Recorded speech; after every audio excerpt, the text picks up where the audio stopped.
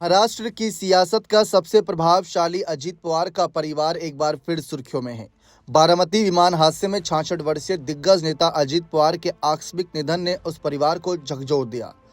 अब फिलहाल चर्चा इस बात की हो रही है कि अजीत पवार के निधन के बाद सुनेत्रा पवार को कुछ बड़ी जिम्मेदारियां सौंपी जाएंगी और उनके बड़े बेटे को भी पार्टी और साथ ही साथ राज्य और राष्ट्रीय स्तर पर कुछ बड़ी जिम्मेदारियां दी जाएंगी, क्योंकि एनडीए सरकार का हिस्सा है इस समय अजीत पवार के नेतृत्व वाली एनसीपी, अब जो सुनेत्रा पवार के हाथ में कमान आने वाली है। इस बीच परिवार के बाकी सदस्यों को लेकर बहुत चर्चा हो रही है, जिसमें सबसे ज्यादा चर्चा सुनेत्रा पवार की छोटी बहू ऋतुजा पाटिल को लेकर है।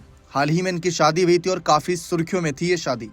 दरअसल सुनेत्रा पवार के अजीत पवार के दो बेटे हैं, पार्थ पवार और जय पवार। जय पवार छोटे बेटे हैं और ऋतुजा पाटिल छोटी बहू। जय पवार की शादी ऋतुजा पाटिल से दिसंबर 2025 में हुई थी। ऋतुजा पाटिल अमेरिका के लॉस एंजलिस से बैचलर ऑफ डिजाइन में ग्रेजुएशन किए हैं। ऋतुजा के पिता प्रवीण पाटिल एलिवेटेड कंसल्टिंग नाम की एक बड़ी फर्म चलाते हैं। दिलचस्प बात यह है कि उनकी पॉलिटिकल कम्युनिकेशन फर्म ने ही 2024 के चुनाव में अजीत और सुनेत्रा पवार के कैंपेन में मदद की थी। ऋतुजा की बड़ी बहन की शादी मशहूर केसरी ट्रेवल्स परिवार में हुई। अजीत पवार ने अपने छोटे बेटे जय की शादी के लिए भारत के बजाय एक इस्लामी देश बहरीन को चुना। बहरीन के आलीशान 5 स्टार होटल में यह डेस्टिनेशन वेडिंग हुई थी।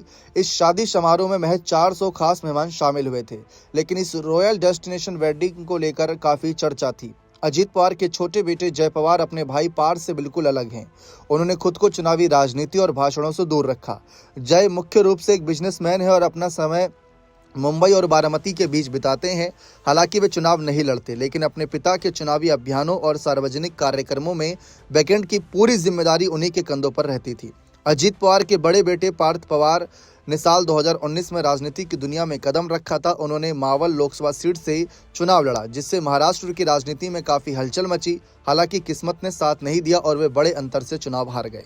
फिलहाल अब चर्चा इस बात की लेकर ही हो रही है कि कौन राजनीति में आगे आएगा, कौन नहीं आएगा, क्योंकि परिवार में काफी सदस्य हैं जो सामाजिक तौर पर सक्रिय हैं। चर्चा इस बात की भी हो रही है कि छोटी बहू को भी कोई जिम्मेदारी मिलेगी, क्योंकि अजीत पवार जो जिम्मेदारियां संभालते थे अकेले, वो कई लोगों को संभालनी पड़ेगी, ऐसा राजनीतिक विश्लेषकों का मानना है, क्योंकि वो सिर्फ अजीत ही कर सकते थे और उनके जाने के बाद अलग अलग जिम्मेदारियां बांटकर राज्य और पार्टी नेतृत्व और राष्ट्रीय स्तर पर पार्टी को आगे लेकर जाना पड़ेगा। बने रहें चैनल के साथ। बहुत बहुत शुक्रिया।